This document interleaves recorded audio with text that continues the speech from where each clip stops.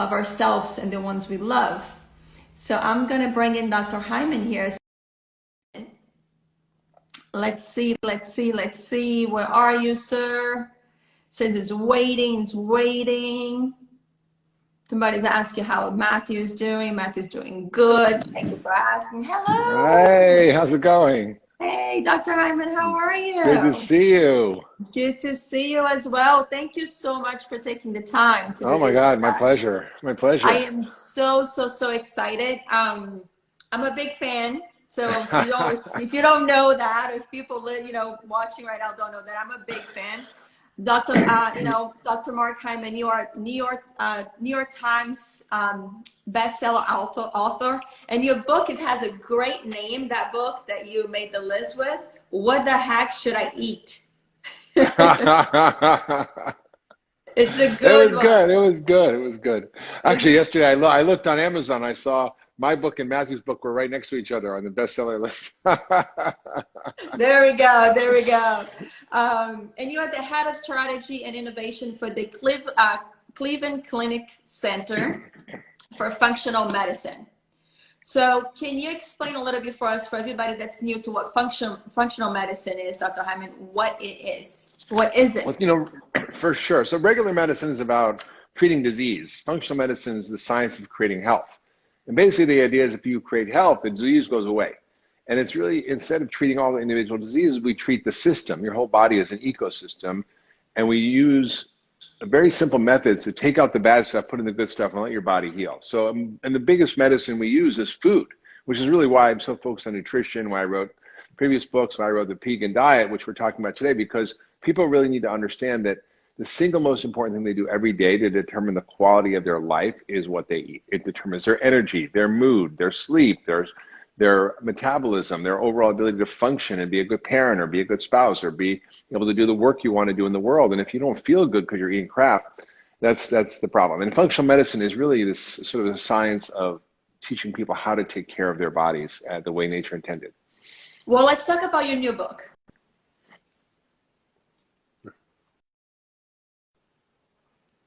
Look at that, guys. Everybody, check out. Can you put it up again? The Vegan Diet.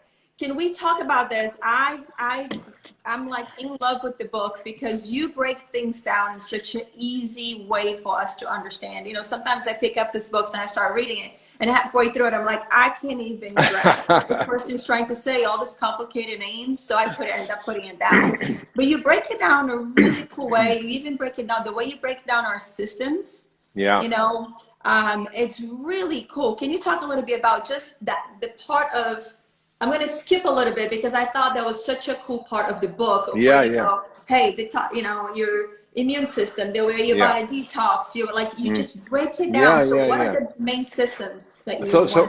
So in functional medicine, the 150,000 diseases, we realize that there are basically a few simple underlying systems in your body that have to work together and work well for you to be healthy. And food regulates all of those systems. So if you eat bad food, it messes them up. If you eat good food, it heals them.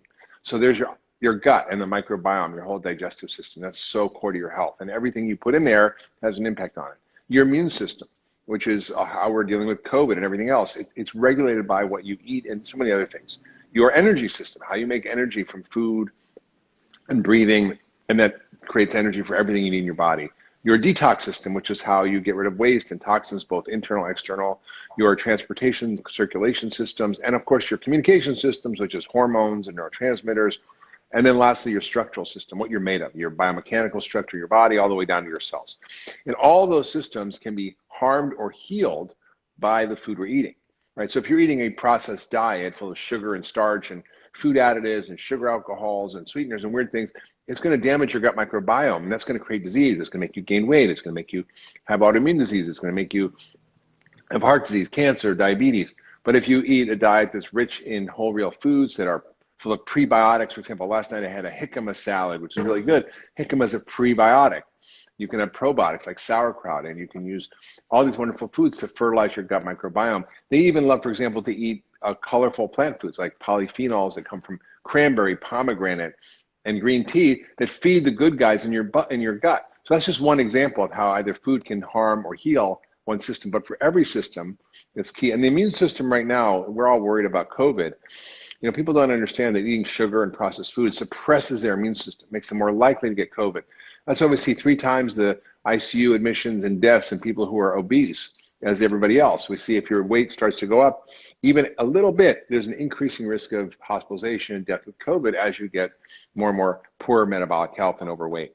So now your immune system relates to what you eat. If you're eating sugar and processed food, it's going to shut your immune system down. If you're eating whole foods that are full of plant-rich chemicals that are colorful antioxidants and immune boosters, you actually can help to boost your immune system so you don't get COVID. Yeah, that's very important information, Dr. Hyman. In your book, you basically keep putting this message to us as, hey, use food as medicine, right? You call it pharmacy instead of pharmacy with the PH, yeah. right? Right, Which pharmacy is with something an F. that, I grew up with, right? Being from farmland in Brazil, like a lot of times we reach out to Mother Nature first before you go to the doctor because doctors are so far away and all of that. So we learn a lot to deal with that, right? But you said something in the book that kind of really switched my mind ever since I read it, in terms of how to look at food, not just as calories and pleasure or energy, but information that you're putting into your body. Can you share with us about that? Because the minute you said, okay, food is an information that it's going to dictate what's gonna happen, right? Now every time I grab, even today I grabbed, my daughter happened to have a leftover candy bar from Halloween hiding somewhere, and I grabbed it and I went, no, I don't want this information in my body, and I put it back. There you go. That's right. Well, I think most people know that food is energy, right? It's calories to make you feel like you have the energy to run everything, but it's way more than calories. In fact, calories are probably the least important thing in food. It's all the information molecules that regulate one of these 7 systems. So when you're eating, for example, turmeric, which is a spice you can use with curries or you can make a tea out of it, that turns on all the anti-inflammatory systems in your body. If you, for example, eat, let's say, broccoli, that upregulates all your detoxification systems. And it literally works with your body in this very specific way to control and regulate all your systems. So if we think that every time we eat, we're literally upgrading or downgrading our biology with every bite, if you are literally coding your biological software every time you eat, are you going to put in junk code or good code? You don't want viruses and bugs in your system, but that's why we're so sick in America. 88% of us are in poor metabolic health. 1 in 2 have diabetes or prediabetes. We're a mess, and it's really driven by the food. And so food, if you think of it, every time you eat, what is the message you're sending to your cells? What is the message you're sending to your immune system, to your microbiome, to your detox system, to your hormones? Is it a good message or a bad message? Is it a message of health or a message of disease? And when you start to think differently about the food, like now when I go into the grocery store, I literally think of it as my pharmacy with an F, right? And I'm thinking, I'm going to buy this food, like an artichoke, because I know the artichoke has prebiotic fibers and has these compounds that help my liver detoxify environmental chemicals.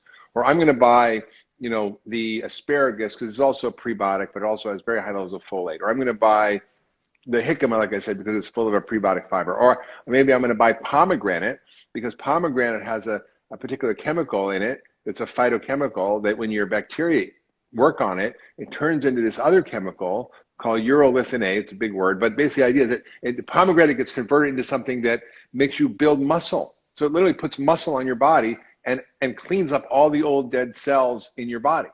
So food really has the ability in every area to transform your health. And so the quality of what you eat matters. When you focus on quality and what you eat, you don't have to worry about how much. I eat so much food and I barely can keep weight on because I'm eating all the right things that are teaching my body what to do. So it actually works like it was supposed to work.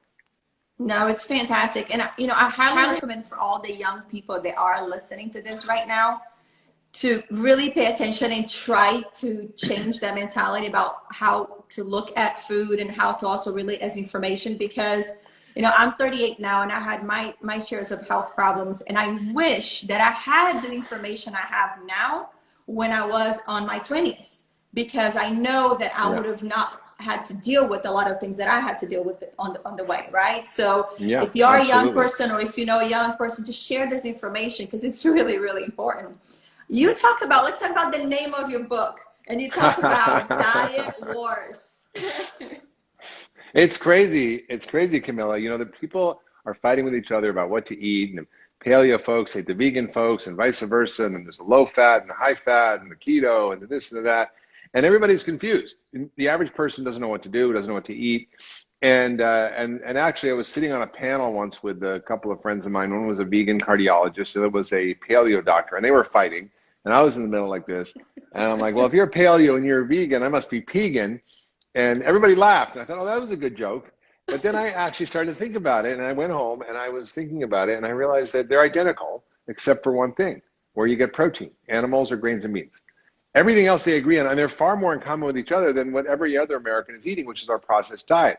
They all think we should be eating a lot of plant foods, vegetables and fruits, nuts and seeds, good fats, avocados, olive oils, and so forth. We should be eating very little sugar and starch and get rid of all the processed foods. And we should not have things that are made with pesticides and chemicals and antibiotics and hormones. I mean, they basically agree on everything. Even dairy, they both think dairy is bad. So I kind of laughed. I'm like, this is really dumb. We should be not fighting with each other, but we should be fighting with what's really the problem, which is our standard American industrial processed diet. And so I said, look, what are the common sense principles that basically are combined with the latest nutritional science to come up with a set of practical principles to reclaim your health in a nutritionally confusing world? And that's really what the book is. It's very user friendly. It's not that thick. It's a little skinny book because I've written really big, thick books, but I think you'll have trouble reading those. I just want to give people news to use.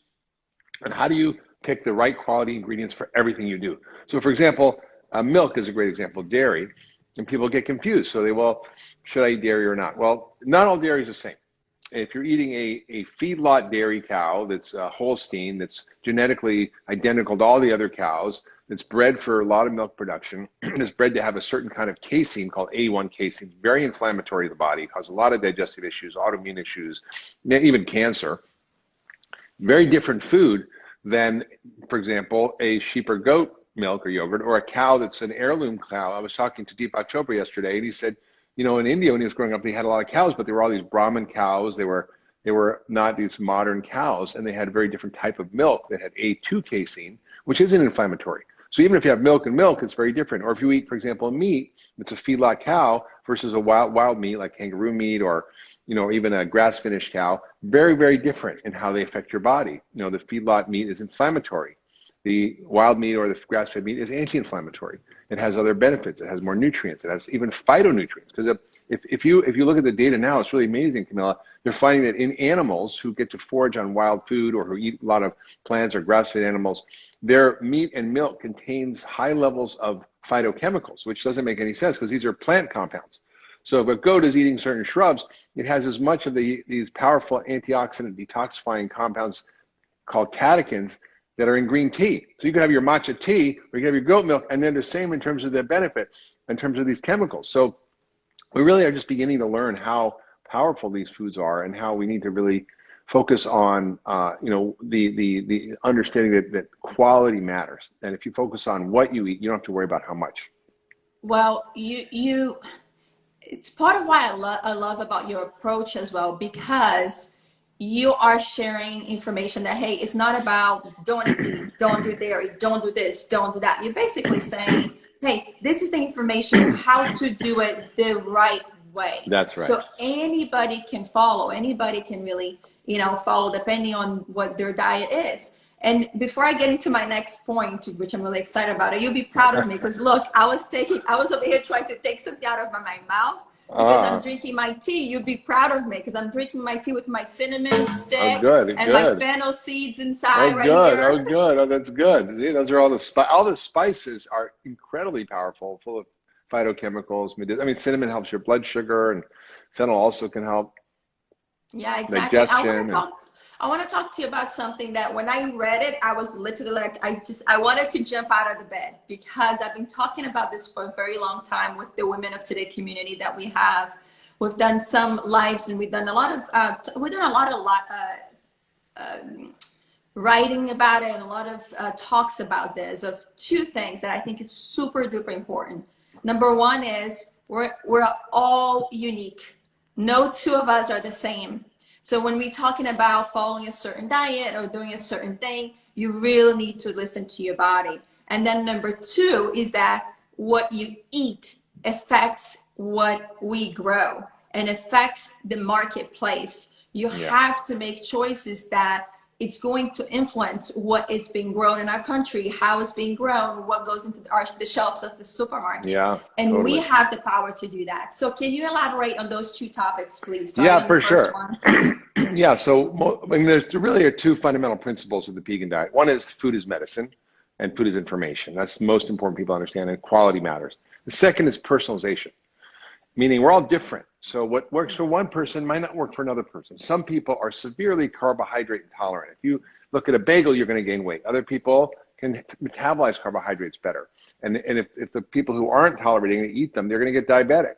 So it's important to understand we need to personalize our diet. And that is what I do every day in functional medicine, because it's personalized medicine. You might think your ideology, you want to be a vegan, but if you become a vegan, it might make you feel bad. It might lead to certain nutritional deficiencies. You might not thrive. You might lose muscle. You might lose your period. You might, all these harmful effects.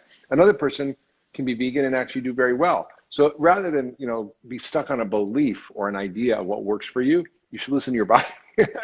Everybody has a smart Hold on doctor. a second. We need to say that again out loud. Listen to your body. Don't get stuck on a diet of some form that does not work for you. Your body will tell you, right, Dr. Hyman? That's right. I would say don't let your ideology trample over your biology. Listen to your biology. Your body is the smartest doctor in the room, and you'll know what works. If you eat grains and beans and your stomach feels horrible, you get autoimmune diseases, maybe you shouldn't eat them. If you eat meat and you feel really sick, well, maybe you shouldn't eat meat. But you should listen to what's going on. And in functional medicine, we have a method for assessing very carefully what should be a person's best diet. And it includes obviously looking at their genetics and family history. For example, if everybody in your family had type 2 diabetes, I know that you're carbohydrate intolerant. Then we look at your blood work and see what's your blood sugar and your insulin and your cholesterol and basic things that really tell you a lot about a person's metabolic health. And then we even look deeper at things like food sensitivities and reactions maybe to gluten or dairy. And we look at genetics and various things you might need genetically. And so we can really get a very deep dive into what people need to eat based on looking at personalization. And the whole section in here called leveraging personalization, personalized nutrition for optimal health. And I think most of us should pay attention to that. And the second thing you mentioned was really about our choices and how they impact everything. Now, I wrote in the book, I wrote that eating is not just a personal act. It's also an agricultural act. It's a political act. It's a social act. Because just for example, if you're eating, let's say a soda with high fructose corn syrup, well, that actually is grown in a way that destroys the soil, that destroys our ecosystems, kills pollinators, and causes tremendous runoff of pollution of nitrogen into the rivers and streams, kills hundreds of thousands of tons of fish, and depletes our water resources by draining all the aquifers. So you might be thinking, oh, I'm eating this, whatever, how bad is it having Coca-Cola with high fructose corn syrup? But actually, the consequences are massive for the entire ecosystem we live in. And we're part of that ecosystem. We are one with everything, whether we liked it or not. And I had a great chat with Deepak Chopra yesterday, and he was talking about the planetary microbiome and the planetary ecosystem. We're not separate from that. And we humans think we are, but we're really not. And so to really understand that you are part of a larger ecosystem and cycle and your choices matter, it drives change in the marketplace. And that's why we're seeing so many positive changes in the food and ag space. There are companies investing in regenerative agriculture. There's companies that are making healthier food products, and even the big companies are paying attention and starting to drive change.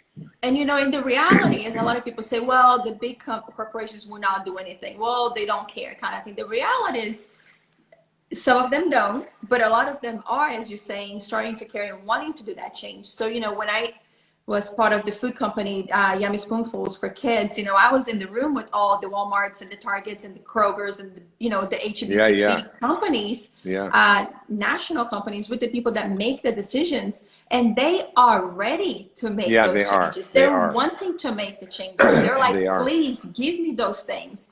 But the reality is, at the end of the day, if the consumer is not reaching and grabbing off the shelves, then they can't keep it on the shelf. So it's really, really important I can express enough how important it is for you as a consumer to make the right choices, because as you explain, it's not just the choices that are going to do better for you as for your system and your body, but that would trickle down to our environment and everything else as Absolutely. well. Yeah, I mean, Walmart's the biggest organic grocer in the world now, and Isn't that they're wanting to crazy? change. Yeah, I mean, and they still have problems. They still sell a lot of crap, but what's really Yeah. remarkable is these big companies are starting to change. And they're supporting regenerative agriculture, like Danone and General Mills. The yogurt maker and the cereal maker are now funding farmers to convert to regenerative agriculture. So it's happening. In fact, on Thursday this week, I'm part of a hearing that's in the Senate Ag Committee. I mean, the House Ag Committee in Congress to talk about regenerative agriculture as a solution to our poor health, to our economic stress, to our climate and environmental issues, to our degradation of our rural communities. So there's really an exciting conversation starting to happen around these ideas that used to be kind of on the fringe. And the reason is that people are demanding this, that the actual individualists. So that's really why I wrote this book, was to help people understand that they can be powerful, not only for themselves, but part of the greater world we live in, to make the change we need. And I give really specific examples of how to do that. And in fact, how to eat like a regenitarian is one of my favorite chapters, which is really about how do you eat to regenerate your own health and to regenerate our overall environmental and climate health. Yeah, again, the way you break it down in the book, guys, is so easy to understand, to comprehend, to get the information and actually put into practice. You talk about a few other things in your book that I want to cover here, Dr. Hyman. Let's talk about a few items that are a little bit controversial, okay? Yeah. So you talk about gluten, Yes. okay? And a lot of people, a lot of doctors will say, well, you don't need to worry about gluten. Gluten is a fad, unless if you have celiac disease or if you're proven to be allergic to, you can have gluten. And then other doctors are like, gluten is the devil. Yeah. So talk to us. Well, first of all, the wheat we're eating today is not the wheat we ate for thousands of years. It's totally different. And even people say, look, if I can eat wheat in Italy, but I can't eat it in America, I get sick. And that's I have the not in same the, thing with coffee. Like I can drink coffee when I go to the farm back in Brazil, or milk from the cows yeah, down there, but I can't do yeah, it in America. that's right. And so the reason is that the current wheat is really different, and it's led to this increasing, along with the damage to our gut microbiome through our processed diet, through antibiotics, through pesticides, all these things that harm our gut, is led to an increased susceptibility to intolerance to gluten. And it's not a fad. There's actually really good studies that show, for example, they compared samples of blood from 10,000 people 50 years ago to 10,000 people today. And they measured the antibodies for gluten. Today, it's 400% more increase Wow. in intolerance. Wow. So I think that probably about 1% have true celiac, maybe 20% have really significant gluten intolerance without being celiac. The rest of us, but it really depends on how you define intolerance, because according to Dr. Alessio Fasano, who's the world's leading expert on gluten at Harvard, he said anybody eating gluten will cause little tiny damage to their gut. Now, most of us can handle it and repair it, but it does cause a little bit of a leaky gut in everybody. And today's wheat is so bad. I mean, so today I would say, if I were to choose between eating having a sugar or having a white flour, I would pick sugar every time, because No white way. flour, every No time, way. because No way. No yes, way. No way. I can't believe I just yes, heard that. yes, because here's why. Not that I think we should eat sugar, but the wheat is so bad because it one is a dwarf wheat, so it has a really starchy kernel that's worse than sugar in terms of your blood sugar. So it's worse than eating sugar in terms of raising your blood sugar. Two, it is bred in a way that actually adds more gluten protein, so a lot more inflammatory gluten reactions happen. Three, it's sprayed at the end of harvest with glyphosate, which is a weed killer that it gets into our system and destroys our microbiome and also may cause cancer. And then four, it's preserved with this chemical called calcium propionate, which has been shown to cause autism in animals, and even in kids is shown to cause behavioral and other issues. So I would say I'm not against grains. And if you want to have heirloom wheat like einkorn wheat or maybe rye or spelt that has gluten in it, you might tolerate that, or kemet. Or maybe you should try non-gluten grains that are really cool. And I think, that's what I mean by what's the information in food. So the wheat we're eating today is very different information than the wheat of 1,000 years ago, or maybe even the wheat in Italy that they're growing, as they don't use the same strains of wheat or the same agricultural processes. And so we can still eat grains. For example, I have a great recipe in here. It's my favorite new recipe. It's called chai pancakes. So yes, you can have pancakes. And it's pancakes that are high in protein, high in fat, low in starch and sugar, and taste amazing and full of phytochemicals. So one of the ingredients is buckwheat flour and also almond flour and all the chai spices. But the buckwheat flour that I found, and we're going to be able to get more and more of this, but I write in the book, comes from the Himalayas. And it's a very special kind of buckwheat. It's far more protein. It grew in really tough conditions. It makes the plant more robust, but the plant's defense mechanisms become our medicine, right? So because the plant had to survive in a tough environment, it creates all these phytochemicals. There's 132 of them in this particular buckwheat, many of which have never been found anywhere else, Wow. that Wow, that's amazing. that rejuvenate your immune system, that literally kill all the damaged white blood cells in your body to rejuvenate your immune system. So you can be eating an immune rejuvenating pancake by putting in this powerful information in the Himalayan buckwheat. And then, That's amazing. Yeah. That's amazing. That's just amazing. You touched on sugar. Now, this one I have to talk about because sugar and sugar substitutes. Again, on Women of Today, we did this whole sugar talk series, but we did talk a lot about sugar substitutes. So when I read what you said about sugar, I was like, okay, wait a second, we need to talk about this. But I do need to read this information that you have in the book. 1 in 2 Americans, including 1 in 4 teenagers, have prediabetes or type 2 diabetes. That is just... It's crazy. It's crazy. I have a brother. And, you know, I have a brother who has diabetes type 1 since he's a little boy. Yeah. So I've seen firsthand what that disease causes and the life changes and all of that. And he has it his whole life. And to hear this, the changes that is happening right now in our country, and it's related to food, it's something that we can actually change. It just breaks my heart. And it's like, we all need to really be aware of the changes that need to be made. Yeah, I mean, you know, type 1 is an autoimmune disease, but everybody's got type 2. I mean, and you say 1 in 2 Americans, yes, but if you actually look at the data more carefully, it's a continuum. By the time you get prediabetes, it's pretty bad. But it took a while to get there. And so from perfectly healthy to prediabetes, there's still a lot going on. And 88% of us in America have prediabetes, type 2 diabetes, or are metabolically unhealthy. That's almost 9 out of 10 Americans. That means like 1 out of 10 are okay, which is crazy. And it's really driven by the pounds and pounds of sugar and flour. We eat about 133 pounds of flour and 152 pounds of sugar for every man, woman, and child in America. That's average. That's almost a pound a day of flour and sugar for every person. It's the majority of our diet. And it is killing us. And so we really have to kind of double down on one of the key principles in the book, which is treat sugar like a recreational drug. I'm not saying never have sugar. I'm saying think about it as a drug. If you like tequila, which I do, I will have it occasionally, but I'm not going to have it every night. I'm not going to have it 3 or 4 glasses a night. I'm not going to have it for breakfast, lunch, and dinner. So I think understand that it can be part of your life, but it shouldn't be the staple. And now it is. And the consequence is terrible. Now, there are a lot of alternatives and sugar alternatives. And I think, the traditional ones like aspartame and Splenda, and all those NutraSweet, those we should never consume. Even the sugar alcohols, I think, are a problem because they cause a lot of gut disturbances like the erythritol and maltitol, and all those sugar alcohols cause a lot of digestive issues. And then there's sort of the more natural ones like stevia and monk fruit sweetener. Now, monk fruit sweetener, I think, is probably the best. I think stevia can be okay, but a lot of times they've processed it in a way that actually takes out maybe some of the beneficial compounds. Instead of the whole plant stevia, it's made by Coca-Cola and Pepsi and Cargill called Truvia and Purvia. And they take out a lot of the beneficial compounds to make it less bitter.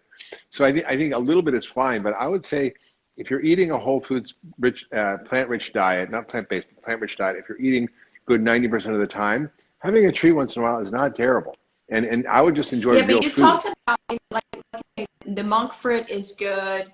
The honey, maple syrup. I mean, you have the list in the book. Yeah, so you got to get the book because then you have yes. all the information right there, right in front of you. Because I see people asking, what about monk fruit or honey, maple syrup? Agave is terrible. Agave is terrible. Agave sounds good, right? It's from agave plant and they make tequila from it. But agave is almost all fructose, which is not what you want to be consuming. I mean, you want fructose in fruit, but not extracted and processed in high concentrations because that causes fatty liver and all kinds of other issues. So So it's always a challenge because, you know, new things coming up. I remember when I got it coming up, it was like the new hot thing, healthier thing for you, right? So it's always changing, I feel like it, but you know, it's about us keeping up with the information. But guys, you get the book because in the book, it's all, it's like you have a little like, you know, a square with what the sweeteners are, or what they are. So the book is called The Pagan Diet. You have There to it is. get it.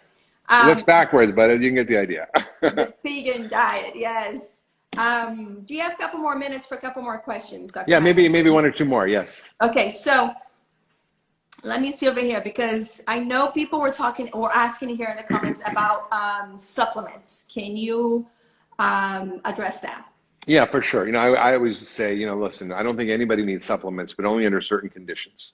One, you have to hunt and gather your own wild food. You have to drink pure, clean water, be exposed to no environmental toxins, sleep 9 hours a night, have no chronic stress, and, you know, live in a beautiful community of love. Now, if you don't have all those things, you definitely need vitamins because according to our government surveys, very detailed studies where they measure people's blood levels, over 90% of us are deficient in one or more nutrients at the minimum level that we need to prevent deficiency. So how much vitamin C do you need to not get scurvy? Not very much, but 10% of Americans are deficient at that level.